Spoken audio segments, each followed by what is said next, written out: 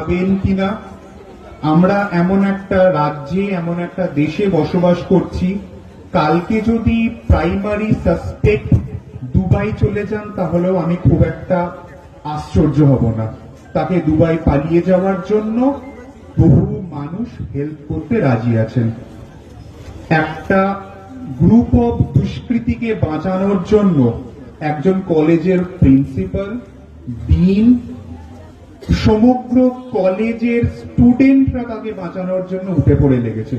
আমি একটা ছোট্ট এক্সাম্পল দিচ্ছি। আমি ডক্টর BN বোস মহকুমা হাসপাতালের সাথে জড়িত, ব্যারাকপুর। আমার হসপিটালের একজন senior doctor, doctor Gautam Mukherjee, খুব নোন ফেস। তিনি আরজি করের স্টুডেন্ট এবং আরজি করের প্রফেসর ছিলেন বহুদিন। উনি আরজি করের এই আন্দোলনে প্রত্যেক দিন গেছেন, তার সাথে তার সহকর্মীদের নিয়ে।